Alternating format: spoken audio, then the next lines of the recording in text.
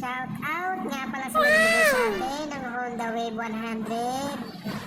2004 model nga pala to mga guys. Isipin nyo, tagal na yung naka-stock. Binigay sa akin, tapos nakita ko naman mukhang pwede pa yung makina. Kaya eto, sinubukan kong paikutan ng camera para masilip ko yung laman ng tangke niya. Pero pag silip ko, iga na kasi 100 years na pala to. 10 years na pala to stock. Nawala ng andar-andar, pero chinik ko yung makina niya, may langis pa naman. Kaya eto guys, sinubukan ko na siyang tanggalan ng bulsa niya, pero ang liit lang pala. Wala siyang katulad sa ibang mga wave na may malalim na back sa ilalim. Dito pagtanggal mo, tapaludo na agad. Grabe, ibang iba to sa mga motor na nagagamit natin ngayon. Ang kagandahan lang dito, hindi palaspag yung makina niya, kaya nagustuhan ko siyang gawing project bike. Kaya ito, sinisimulan ko nang tanggalin yung mga tornilyo niya para patanggal ko yung cover niya. Kaya tara, samahan niyo ako kung paano kaklasin lahat to. At eto nga guys, no, kung nakikita niyo, no, wala na siyang balat, natanggal ko na. Tapos ngayon, sinusunod ko naman yung mga fork niya, tanggalin. Kasi ang bala ko dyan talaga, lilinisan ko na lang yan lahat nang hindi tayo gagastos ng malaki. Kasi wala naman tayo pang gastos na malaki. Wala naman tayong pera, di naman tayo vlogger, di naman tayo mayaman, di ba? Kaya eto, sinusubukan ko siyang tanggalin ng kakayahan ko. Kung may papalitan ba tayo, lahat lilinisin ko hanggang sa mapapatakbo natin to.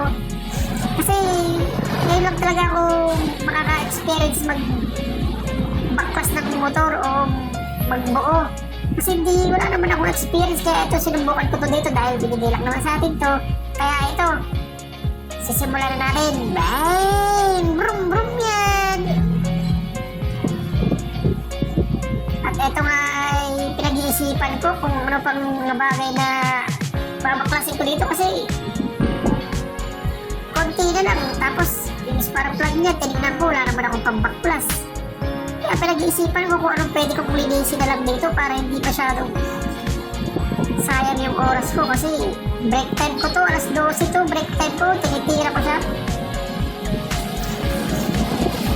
Kaya tara, samahan niyo ako kung ano pang pwede nating baklasin dito. Geng geng! At eto nga guys, no, tapos mo na siyang maikot-ikot kung ano pa yung dapat tanggalin niya. Kaya ang gagawin ko naman, ililipat ko naman siya ng pwesto, tapos nilagyan ko siya ng kalso. Kasi gusto kong walisan yung harapan, yung ilalim niya sa kanyang harapan. Kaya ito, iniisip ko kung anong pwede kong pangalso, kung bakal ba o kahoy. Kaya ito, litong-lito ko, hindi ko alam ang gagawin ko.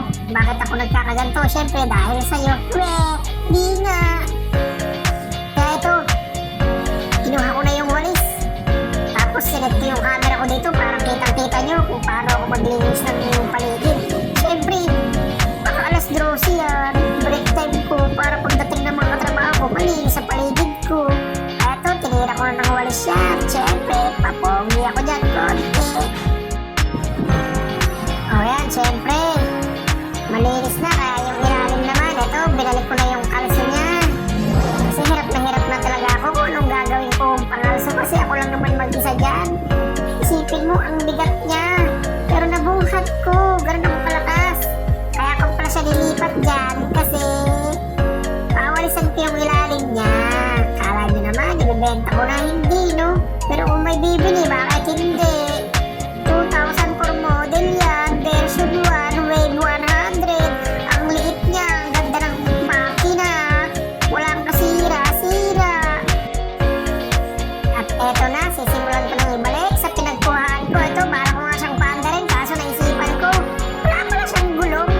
Kaya ito, sinubukan ko siyang buhatin. Wow, lakas ko naman. Skipin mo, motor yun, binuhat ko lang ng ganun. Gagawin ko yung kahoy, hinilahin ko. Kasi hindi ko naman talaga kaya, kahit ganyan lang yan, ang bigat kaya ng makina niyan.